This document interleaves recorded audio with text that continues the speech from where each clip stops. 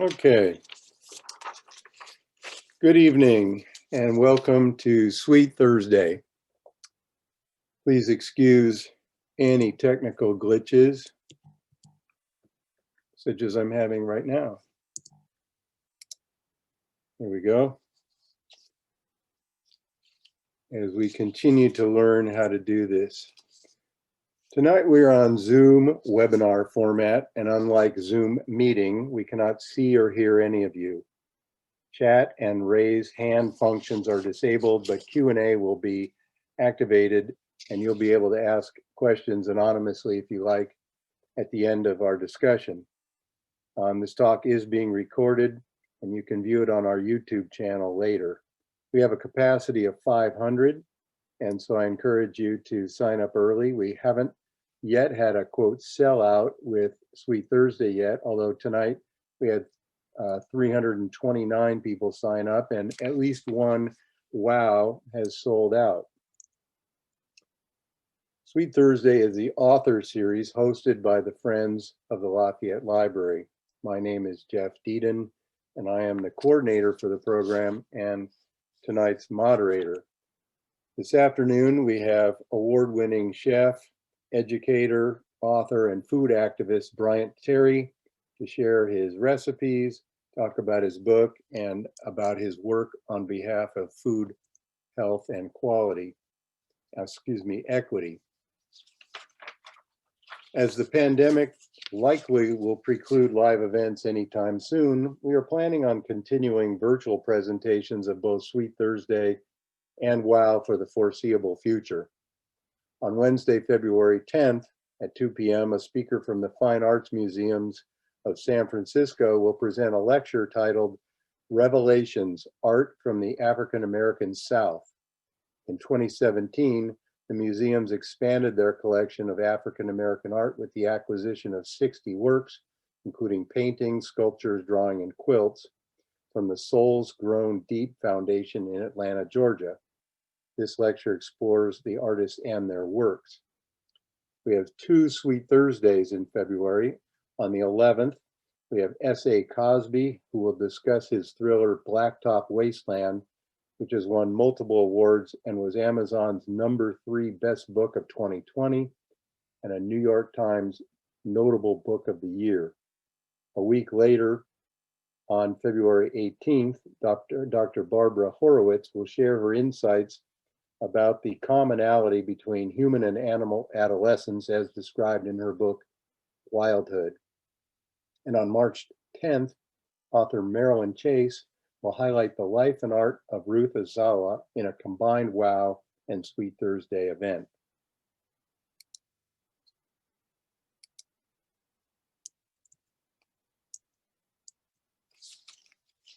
In order to learn about all of our programming, you can sign up for our weekly ad lib emails, which describe upcoming events. You do this on the library website, llcf.org/subscribe. You can learn about even more programs at other libraries in the county system on the county website, ccclib.org. In pre-COVID times, the Friends Corner Bookshop sales supported a number of programs and services at the library. These include librarian salaries for Sunday hours, books and other materials, library programs, Friends programs, support of the Library Foundation and the Historical Society. The Friends Corner Bookshop remains closed for curbside pickup, but you can call the shop and inquire about any books you might like to purchase. They cost about $2 on average. Note that we are not yet able to accept book donations. The library itself is open for curbside pickup. You can't go in the library, but you can go online and check out books and other materials.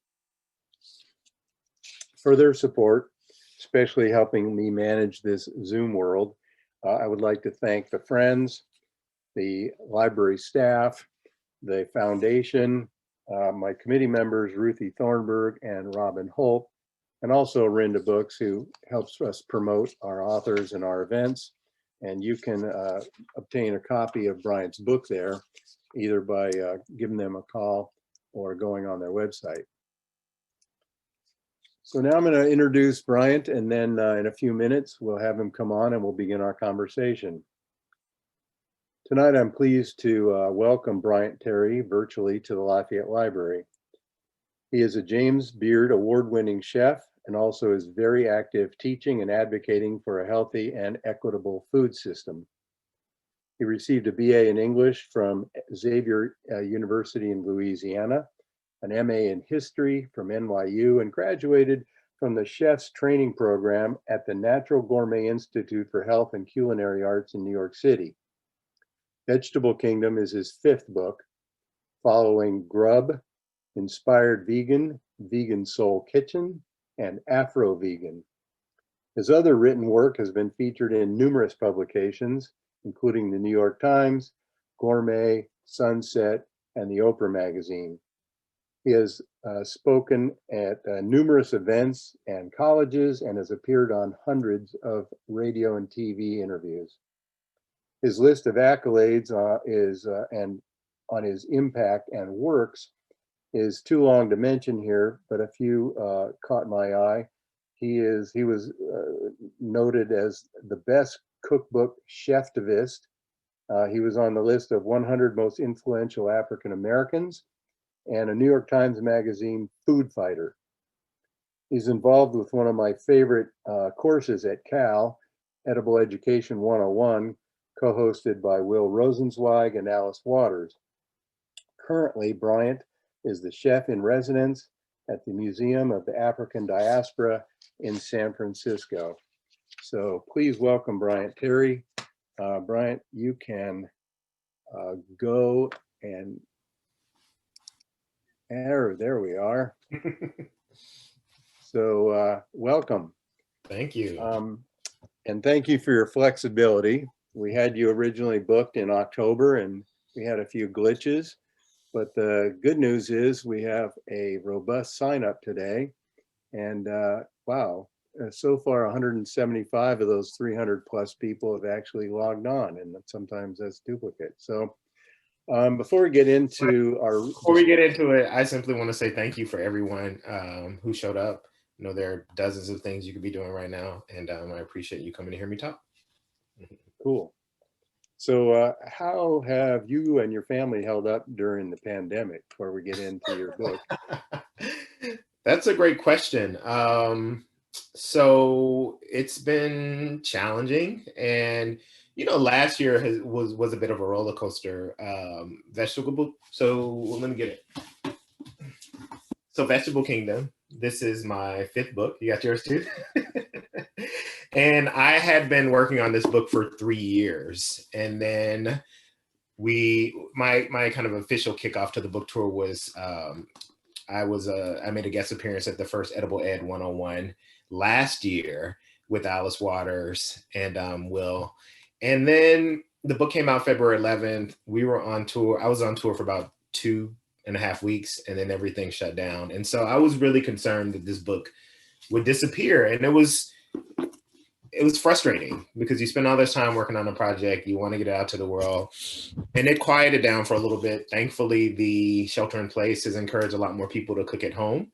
And so the book started to pick up steam, and it has appeared, you know, they're the end of year best cookbook list that they have. So the book has appeared on many of the lists. And there was actually one that aggregates all of the lists. If your book appears on more than 4 best cookbook of the year lists, then you make this and they aggregate ranking on how many times. So Vegetable Kingdom was the 2nd highest ranked book out of all the books that were published in North America in 2020. So we bounced back. That's great. That's professionally. Personally, you know, we have 2 daughters. We have a 6-year-old who's in 1st grade. We have a 9-year-old who is in 4th grade. They have an amazing school that quickly clicked into the distance learning, and I don't think parents and children should be around each other this much. I don't think partners, husband and wife, like people just need space. And so I think the biggest thing is just feeling this sense of claustrophobia during the week. Thankfully, I have my workspace in the back where I can be out of the main house. So we're in process. We're figuring it out. I hope it'll loosen up a little bit in the upcoming months and everybody can change their mode a little bit. Before we get into the book, I mentioned some highlights of your career, but how did you go from, history at NYU to cooking? And maybe describe some of your influences and mentors and just that early path that got you to your first chef gig and then to writing books. Yeah. Well, I think that question is always interesting. When you said that, it took me back to when I told my parents that I was going to be dropping out of this PhD program to go to culinary school. And they weren't happy at all. I mean, when we were growing up, as many overachieving Black parents do, my parents had these very narrow definitions of what success would look like for my sister and me. And it was always, doctor, lawyer, engineer. I don't even think professor was in there. I think I snuck that in. And so, my sister's a medical doctor. And when I decided that I wanted to go to culinary school and venture into this field around food, my parents were really frustrated. And I think for them, they think about the history of Black people being domestic servants for wealthy whites in this country, especially in the South, where I'm from. My maternal grandmother literally was a domestic server for wealthy white people in Memphis, where I grew up. My paternal grandmother was a housewife, but in their mind, because they really didn't see the vision then, it was almost like you're taking a step backwards, like domestic work, being in kitchens. This is something that we've been working hard to get away from. Why are you, making the decision to, leave this program? They really didn't they saw the route as a very circuitous route, because I've majored in English.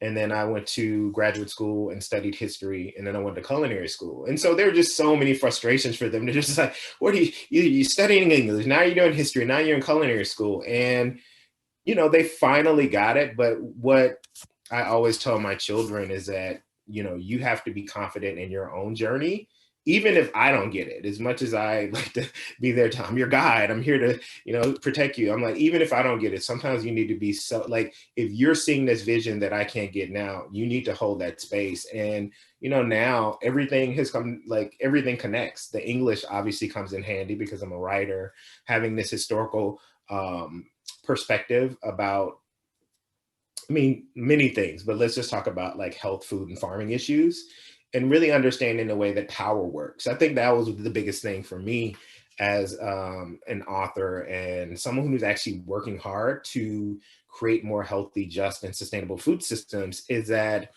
we need to move beyond these solely encouraging people to change their own habits, personal habits, and attitudes. That has to be a part of the conversation. But as you know, Doc, there are many structural impediments to many communities having access to healthy and fresh, affordable, and culturally and appropriate and safe food. And so, it's easy to say, well, you should be eating more fruits and vegetables. But for people who live in communities where you can, as one of my colleagues said, find a gun quicker than you can find an organic apple, then we need to talk about like what's accessible. How are people able to kind of like make decisions that are helpful for their families when their options are so limited? I feel like I kind of just went on this circuitous route. So. No, that's good. We'll touch on some of those things anyway. It's a good intro. Yeah. I'm sure your parents think you're a complete disappointment at this point because you failed so miserably.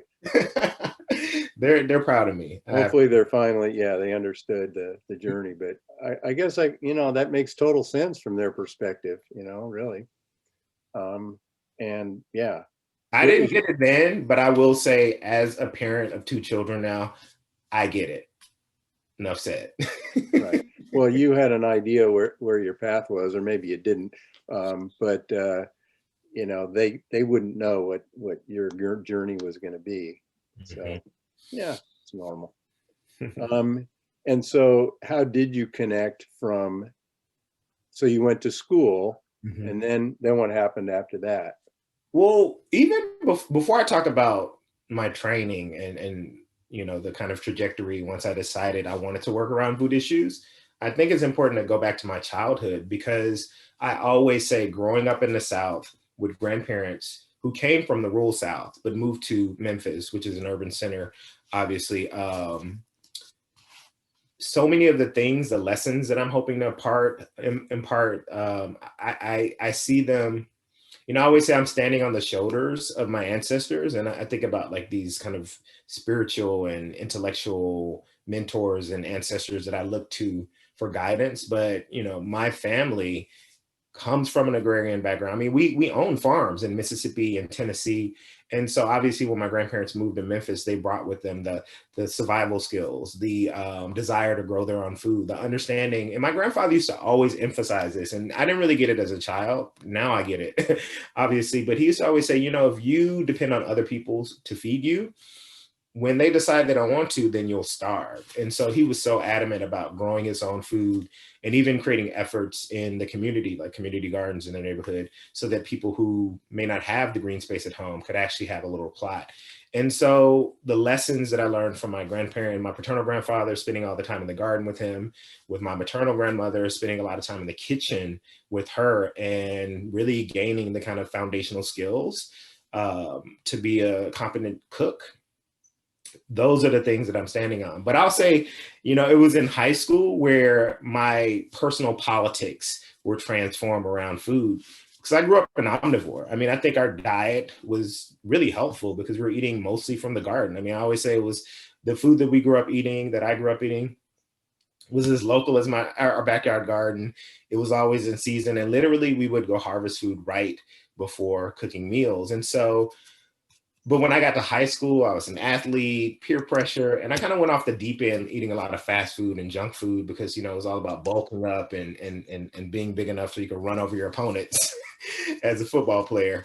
And so I heard a song, and it was a hip hop song. You know, a lot of people have these misperceptions about hip hop solely being like violent and antisocial and homophobic, and you know all the things that some parts of it are, but there are a lot of parts of it that are very socially conscious and political and really helped me develop my own worldview. And there was a song called which talked about factory farming, and it talked about the ways in which we're convinced that you know animals are just kind of running around in fields and then they lie down to go to sleep and then they end up on our plate. And this rapper KRS1 is his name. It's an acronym: knowledge reigns supreme over nearly everyone. um, he talks so brilliantly about the negative impact of factory farming on animals, on human health, on the environment. And that was just the aha moment for me. That was a watershed moment in which my whole world was upended, and all the things, many of the things that I had believed about food and food systems, I had to question them. And I always say, I don't know if you've ever experienced or run across someone who describes themselves as a vegan, and they are, how can I put it, self-righteous, dogmatic, judgmental, damning you to hell, even though you just became a vegan or they just became a vegan like 3 days before. I was that guy, and I was such a jerk, mostly to my parents. And I apologize to them daily for that period of my life. But I think the most important period, that period was important, and I wouldn't take it back for anything, because what I learned is the least effective way of helping people to think differently about food, to help them transform their politics and habits and attitudes, is by yelling at them and screaming at them and making them feel guilty for the journey that they're on. And I will really bring that into the work, especially as an educator working with young people who often come from historically marginalized communities where it's just hard for them to even think about. I mean, they're dealing with so many issues, food being one of them, but they just have so many material hardships that my approach is always about meeting people where they are and leading with compassion and love and knowing that everybody's trying their best. And I'm not here to judge anyone. I simply want to give people the most information so that they can make an informed decision. So And I know this is a long answer, but I'm gonna wrap it up here. But the moment where I decided to get involved in this work was when I was a graduate student in history, and I was doing a lot of research about the Bay Area, frankly, and the Black Panther Party for Self-Defense, which was started in Oakland. And I know a lot of people kind of have these perceptions of them being just these, you know, militant, whatever, just rabble rousers who are just spouting a lot of rhetoric and dressed very well, of course, while they're doing it. But what I think that, you know, the skewed kind of perception that the media has painted of them, it fails to recognize the over 60 programs that they created that were based on helping communities. They had their survival programs, and they were just based on, you know, meeting the basic needs of poor people living in the San Francisco Bay Area. They had grocery giveaways where they literally would give away bags of groceries to people who were food insecure. They had a free breakfast for children program that had the simple goal of feeding children a hot, nourishing breakfast every single morning. And living in New York and being on the subway in the morning and seeing kids eating candy bars and chips and drinking sodas and energy drinks and sugary juices, you know, I knew that, as my colleague Raj Patel would say, these children are stuffed and starved. They were eating a lot of empty calories. They weren't getting the type of nutrients that I think we all need, but specifically young people who are developing and their brains growing. And so that was the moment where I decided that I wanted to be a part of this movement and this work to ensure that everyone has access to healthy, fresh, affordable food, no matter what their zip code is, no matter what their skin color is, no matter what their income is. And that started my journey. Interesting. That's not what I thought you were going to say. You know, most chefs, I think, start off as chefs, and then if they move into other aspects of the food systems, you know, discover that along the way. It sounds like it was a reverse. It was a vehicle for you to get into the food movement. Sounds like, correct me if I'm wrong, the way you're describing it. And you said, well, I might as well become a chef, and then I have access to things. Is that fair? Yeah, I think that's fair to say. I've never had designs on owning a restaurant. In fact, I never even thought about writing books or being a media personality. What I was clear about is that the young people that I was working with at this multi-service youth agency in lower Manhattan, they came from the five boroughs, mostly from the lower economic strata.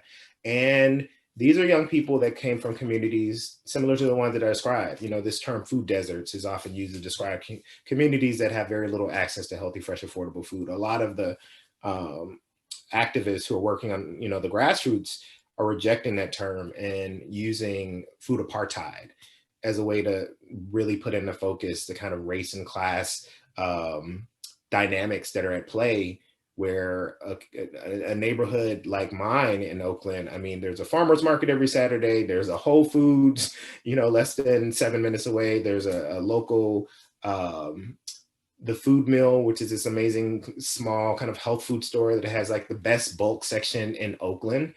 And you go probably a couple miles, you know, west in West Oakland, California.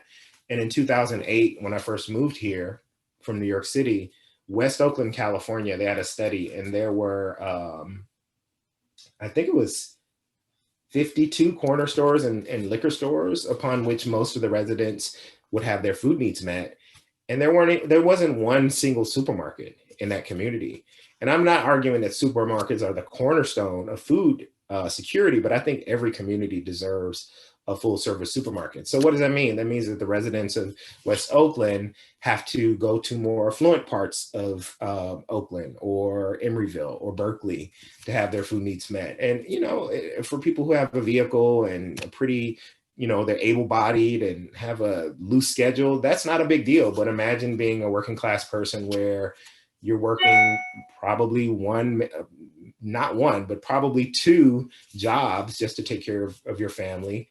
Imagine being differently abled. Imagine being an elderly person who wants to go and get most of their food needs met for the week. You know, imagine having to take a bus and do that. Imagine being a single mom with two kids and you're having to navigate getting the food for the week. And so Or I forgot else, why I or even else started eat talking about eat this. processed food from those liquor stores or fast food from fast food places. Exactly. You know, people are over consuming those type of foods.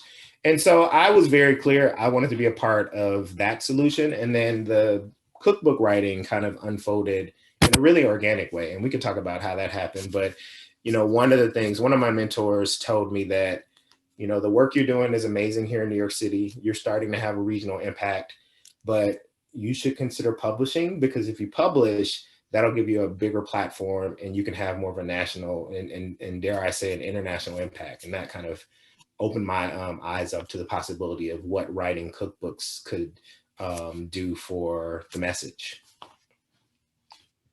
I don't want to get sidetracked because I have so much, but that term apartheid really raises the tenor a bit. It's not a passive process, but an active one. And that, boy, I would love to explore that sometime, but there's a lot to go here.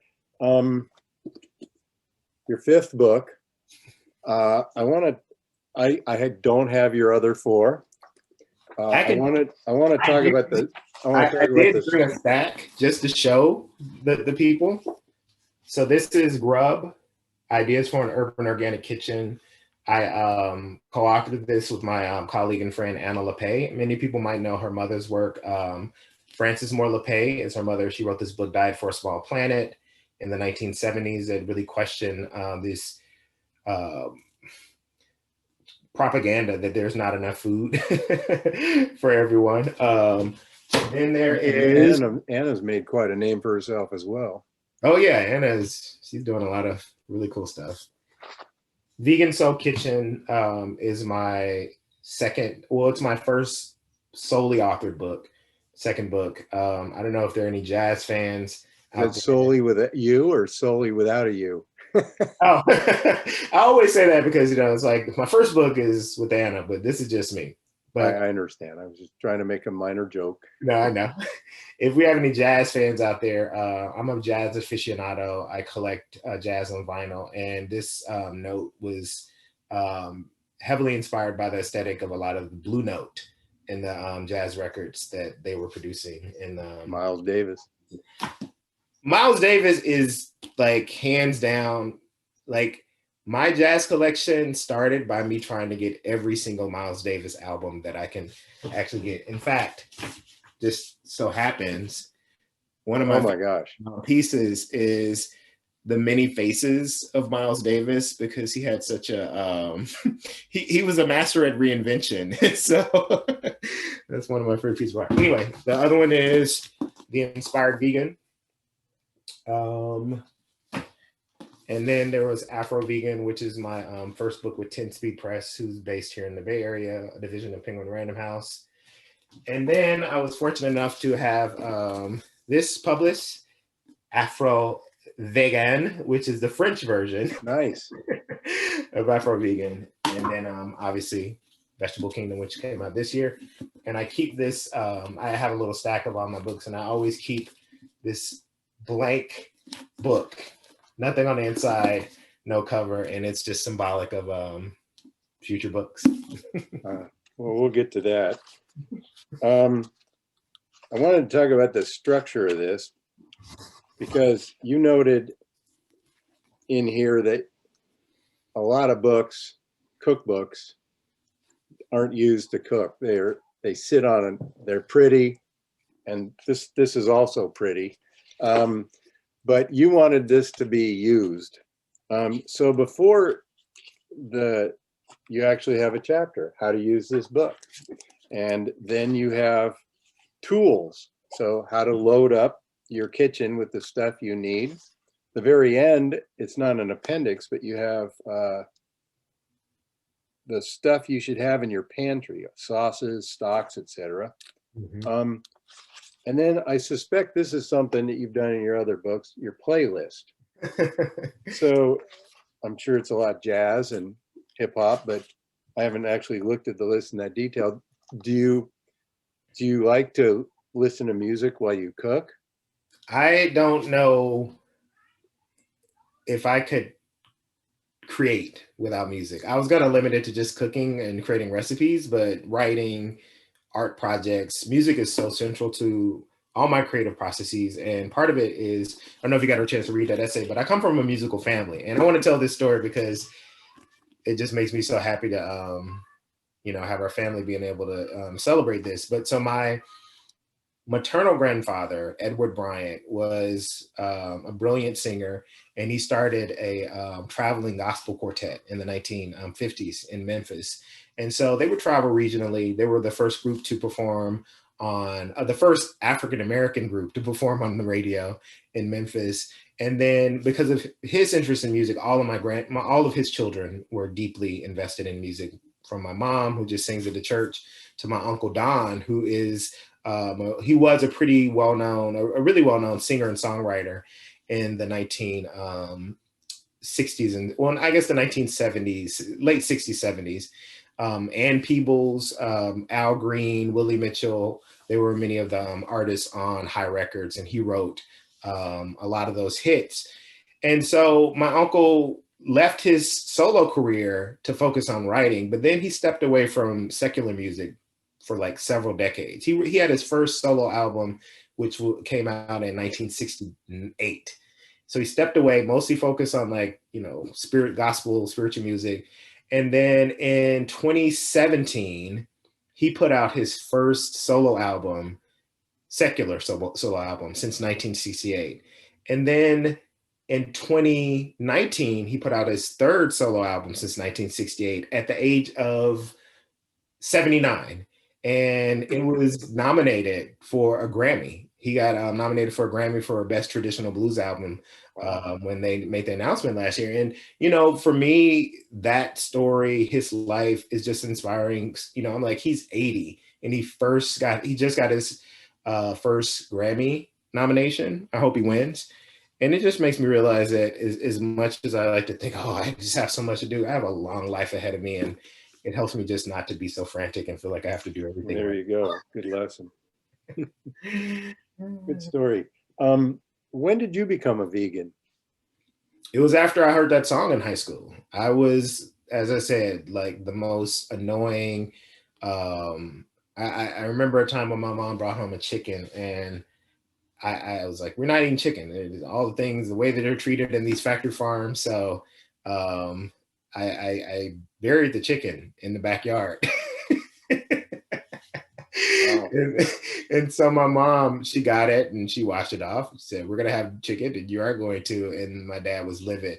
But yeah, it was after that. So that was the beginning of the journey. And I always tell people that it wasn't a linear journey. It wasn't like I decided to be a vegan at the age of 16 and I haven't turned back. I studied abroad in France in 99 or 98 or something like that. And it was hard being a strict vegan living with a host family then. And so I was eating dairy. I was eating lots of yogurt. I was eating fish from Marseille when their father would bring fish. And so, I say that, and I think it's important for me to talk about that because there's a perception, as I said, that, the holier than thou vegans. And, I just want people to figure out what's best for their own individual health. You, as a retired physician, know that there is no one perfect diet for any of us. And I would argue that they're probably in the perfect, well, I think, yeah, we could talk about a perfect diet, but maybe it's great for one to be like a strict vegan for a time. Maybe being a raw foodist for a couple of weeks makes sense. But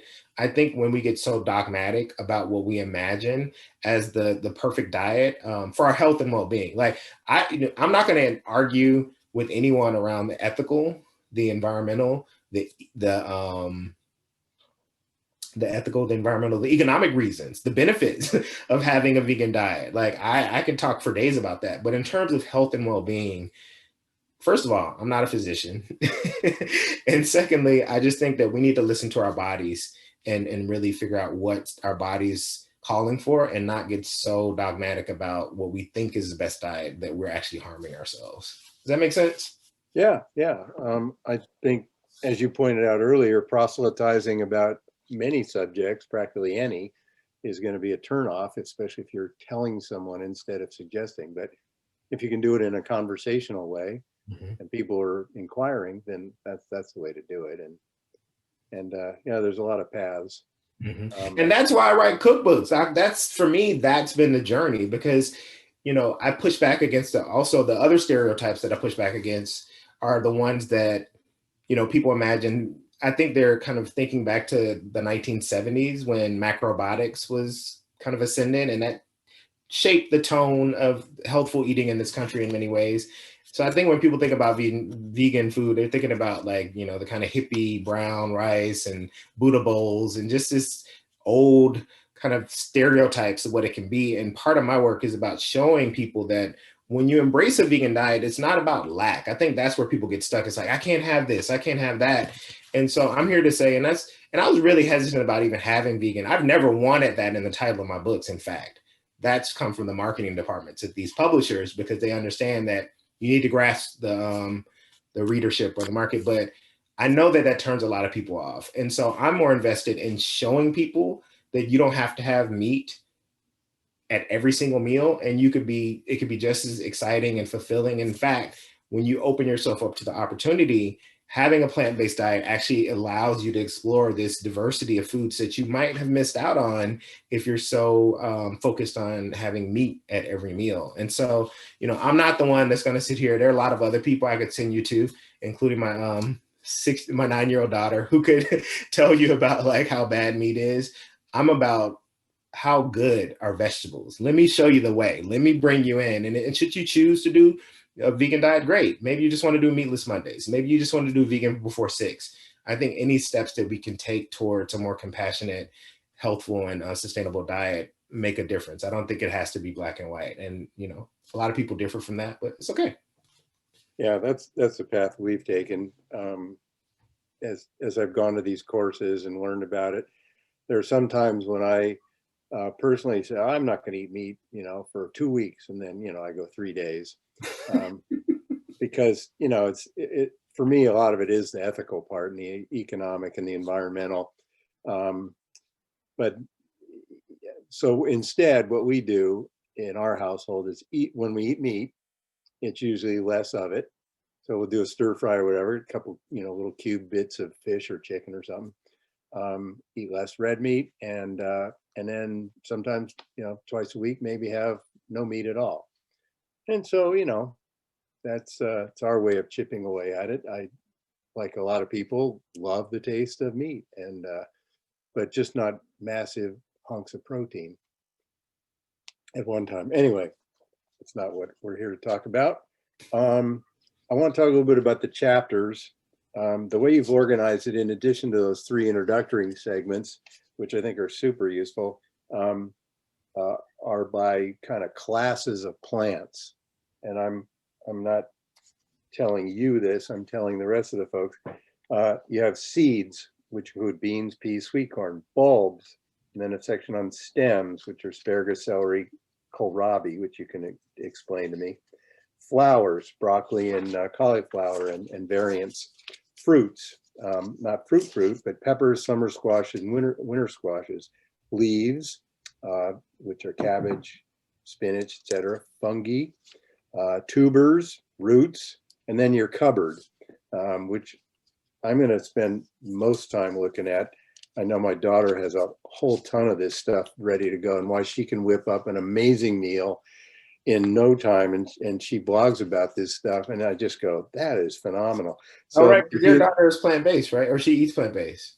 She was purely vegan, and she's gone back and forth. Most of her stuff is vegetables, but she's not strictly vegan.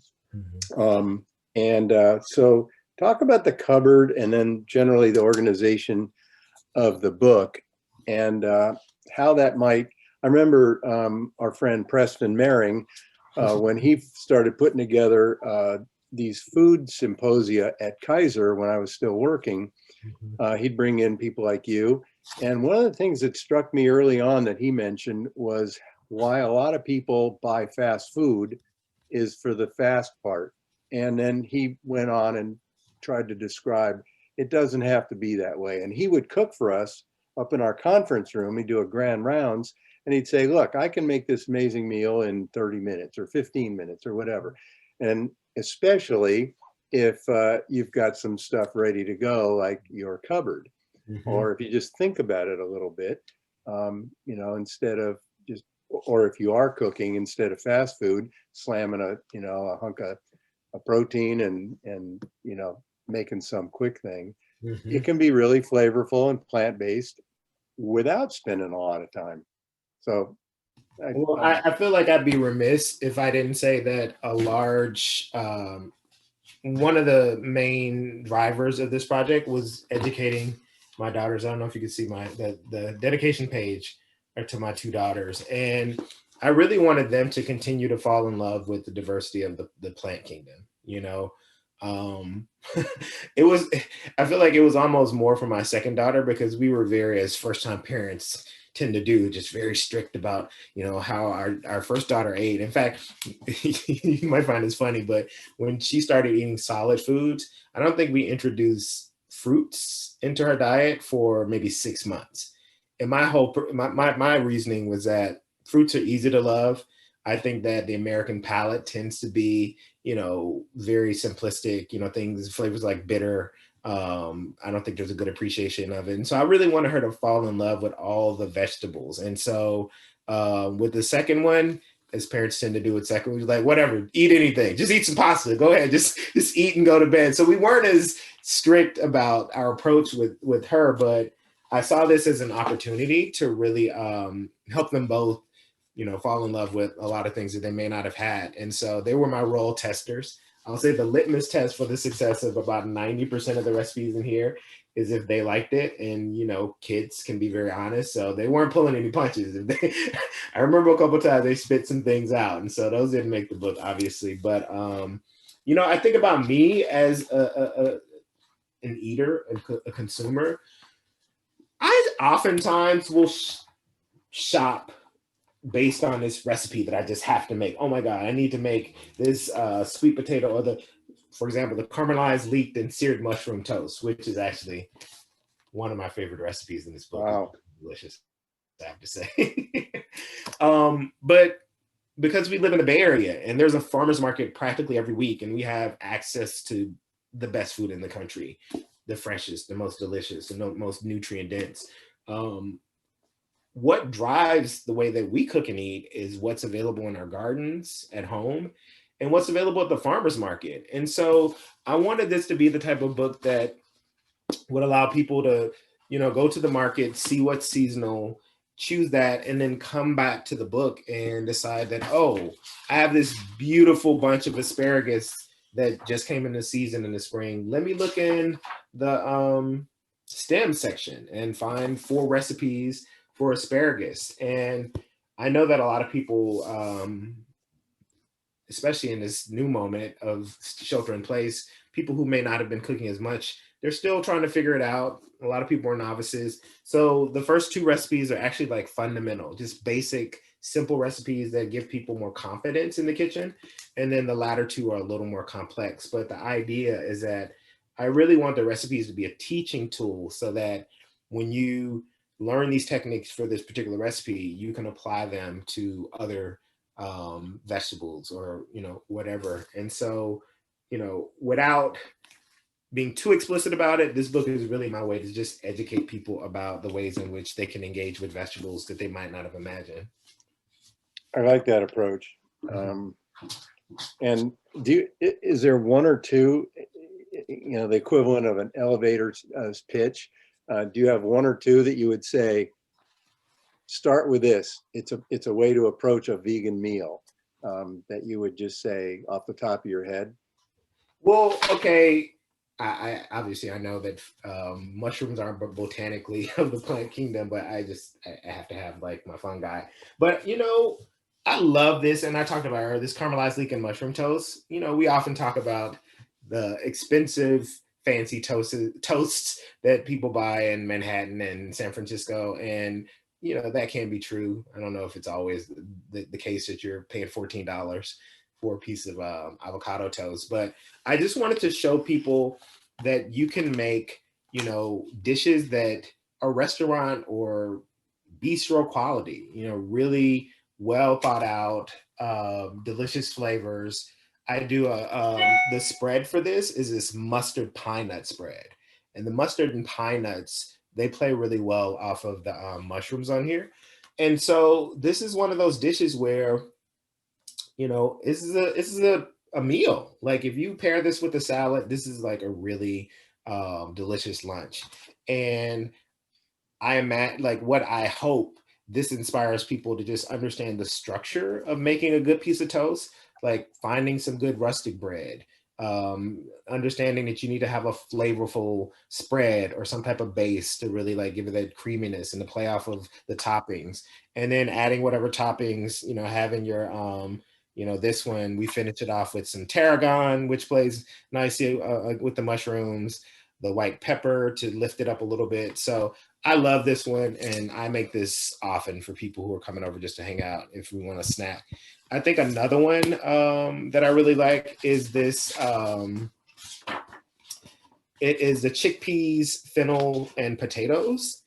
And so this dish is actually, it's inspired by this Trinidadian dish, chono alla, but it's just one of those things where I feel like a lot of people have these ingredients at home in their pantry. You know, a lot of people keep chickpeas around.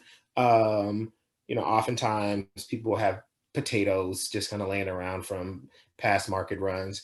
And it's just like a simple, honest, clean dish, potatoes, chickpeas, this delicious sauce, and you can serve it with rice. I make this really yummy cilantro sauce, as you can see, to kind of garnish it and give it a lot more depth of flavor. And this is one of those dishes, like you said, with Preston Mary, you can make it in half an hour and it will feed the family well. And what we often do at our house with a dish like this, we'll make double so that we can freeze part of it. And then the next week we can pull it out and then we have like a quick meal that just requires warming up. And so, yeah, I'd say those two. Thank you. That's great. I like that we've been able to talk about a cookbook that makes it, you know, usable. And I know that was part of your, I mean, like everyone, my wife has a million cookbooks, and many of them get used, but many of them collect dust, you know, and that's not good. As you can see, the Yeah. collection. So I have my favorites, but you know, I mean, I'll be quite honest with you. I value and put emphasis on like the recipes. I put equal emphasis on the aesthetics. Like I really want people to have a beautiful book. I want this to be like my grandest dream. So obviously I want people to cook for it, but I imagine this being a table that can also rest on people's coffee table. You know, I want people to open it up and just like enjoy the sensual experience of seeing all these beautiful photographs of cooked dishes as well as raw ingredients. I have these stories and history and different thoughts that I include with my head notes. I want people to, you know, read that. It can listen. It could live on your night table.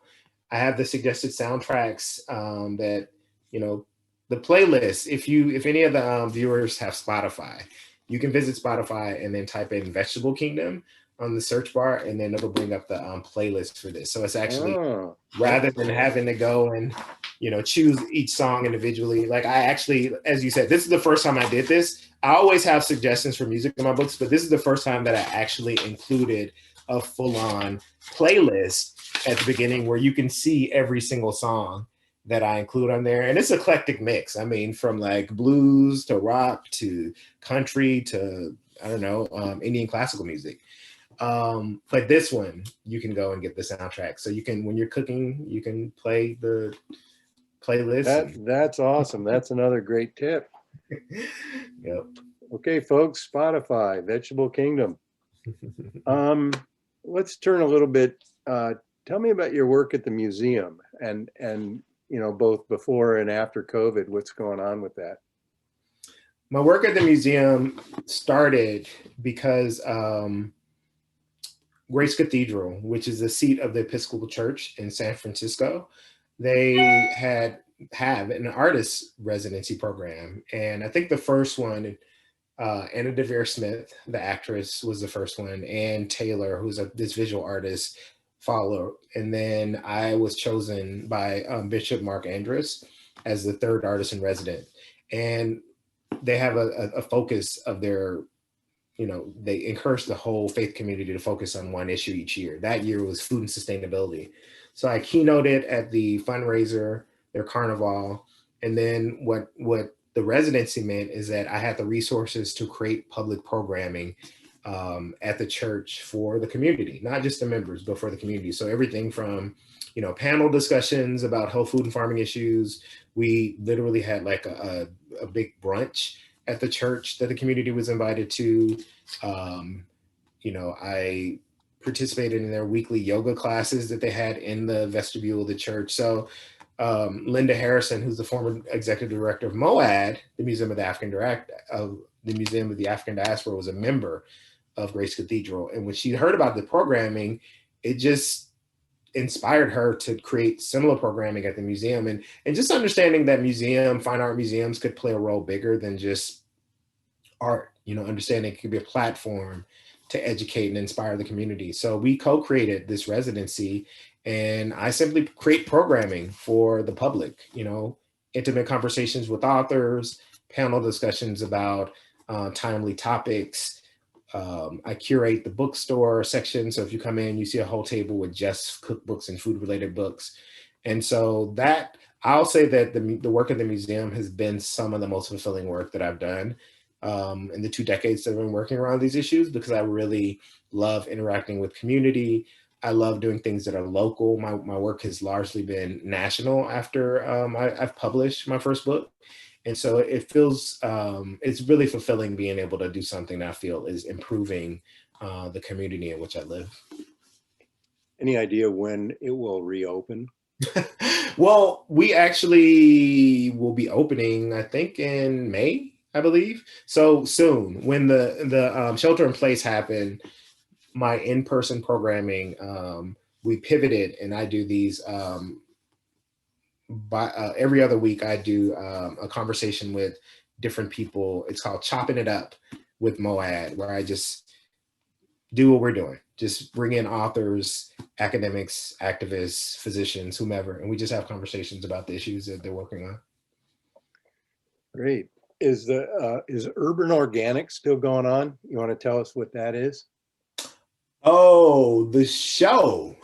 Yeah. I had a web series called Urban Organic, and it's so funny to think about a web series now because everybody centralized their videos on like, I don't know, TikTok and Instagram. But we created a web series that, well, before Urban Organic, I actually was a host of a show for PBS called The Endless Feast.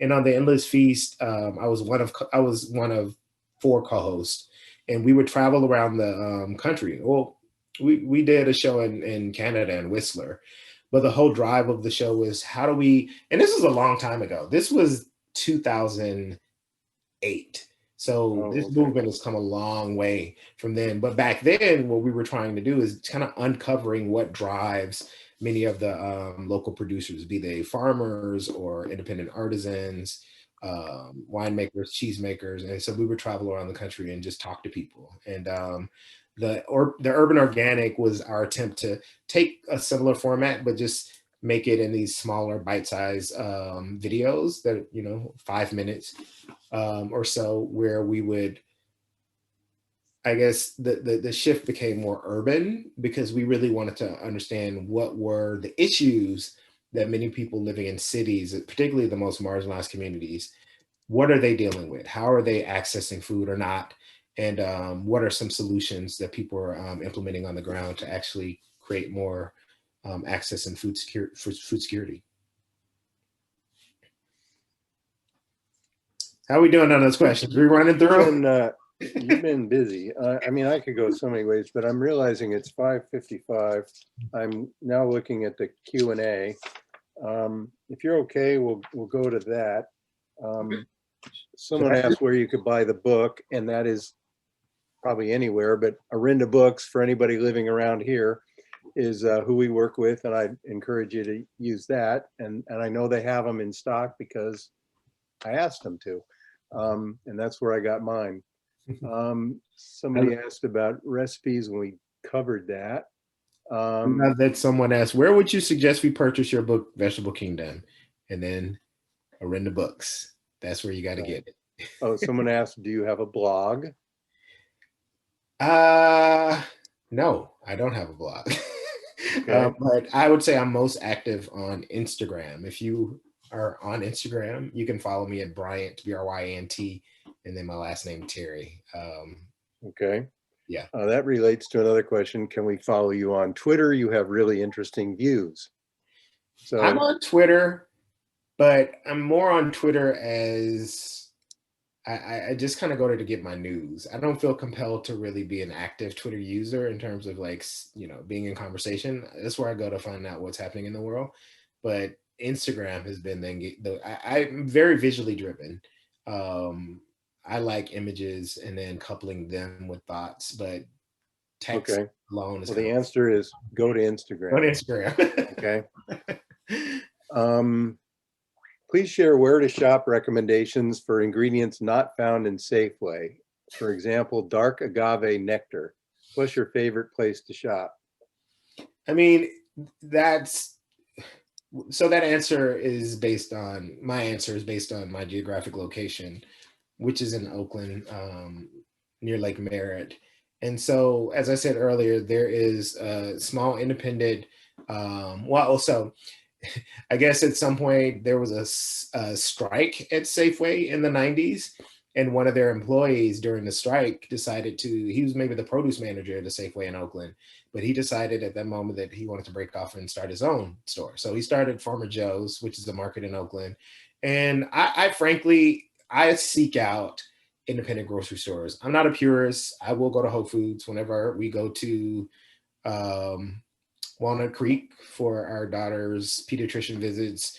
I'm going to the Whole Foods because that's what's there. But if I have the effort, if I can put the energy and effort into finding the small independent stores, I always try to do that. I mean, I think most people understand the need for us to support them because, the big corporate owned stores, the money's going to the corporate headquarters and then the shareholders, whereas we need to be supporting our independent businesses, the mom and pop stores. So I always Right. try to do that. And like you mentioned, every community has a farmer's market, although you're not going to find what she suggested, agave, probably it's things like that very reliably. Yeah. Um, We're so lucky. I mean, Tuesday and Thursday farmers market in Berkeley, Saturdays farmers markets all over the place. You could pretty much eat from farmers markets here if you do the circuit if one chose to. every Kaiser hospital has one once a week. Yes. Thank you to Preston Mayor. Yeah. Mhm. Let's see. Oh, there's so many questions. I have difficulty finding substitutes for cheese for a vegan diet. What do you suggest? Well, that's a great question. Um, I tend not to like the vegan substitutes. I think we're at a place now where qualitatively they've gotten so much better. The quality of vegan cheeses and butters and whatever analogs that companies have created in the past, I think have been subpar. But my favorite company to support is Miyoko's Cheese Company. They're local. I think she's based in Novato. She's a How do you spell that? Miyoko, Miyoko's cheese. Their cheeses are all plant-based. They don't have a lot of garbage in them, and they are really delicious. I'll say they have some they're whatever they're doing. They're kind of like analog to Gouda. It's divine. I'm just like I would know that this isn't Gouda cheese if you didn't tell me. So check out Miyoko's. Okay. Oh, there's one question about suggesting a vegan dessert book. I wanted to ask you, do you have that blank book idea? Do you want to talk about do you have a next book? I do. Let me answer that first question though. One of my favorite vegan dessert books. I don't have it here because I tend to buy copies and give them away. But it's a small book. It's probably the size of this, even smaller, just to give you a sense of scale. But it's called Vegan Cookies Save the World, I think. The author is Isa Chandra Moskovitz, and it's a really good book. It's maybe like 100 vegan cookie recipes in there. So that's one of my go-to vegan dessert books. But so to answer your question though, this book, it's not really even abstract. This is going to be literally the size, and this is what the new book will be, and it's called Black Food, and it's a book that I actually pitched to my publisher during the pandemic. You know, I felt like I wanted to give back. I wanted to contribute in a different way, especially when. So anyway, it's an anthology. It's an anthology that I'm curating and editing.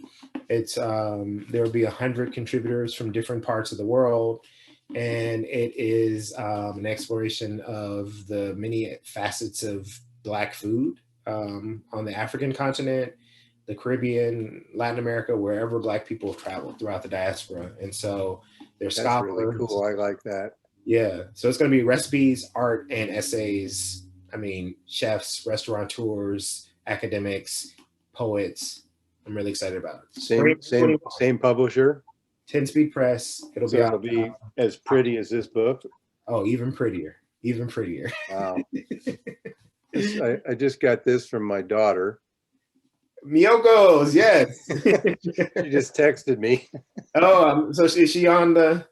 I'm assuming she's on. She's listening and watching. Yes. Hi. Her name is Elise. Let's see. Somebody said Berkeley Bowl. Somebody's asking local vegan restaurants, question mark. Well, okay, let me say this. Berkeley Bowl, I love Berkeley Bowl. Like Berkeley Bowl, my in-laws live in Berkeley and our kids went to preschool in Berkeley. And so I've spent a lot of time there. I haven't been since the pandemic because every time I go by Berkeley Bowl now, there's a line of like 70 people outside. So there've been a couple times where I'm like, I'm going to Berkeley Bowl, and I just do a U-turn when I approach and see all those people. Restaurants in Oakland or in the Bay Area. So I'll tell you one of my favorite restaurants, vegan restaurants. Well, let me start by saying that, to be quite honest with you, I feel like the vegan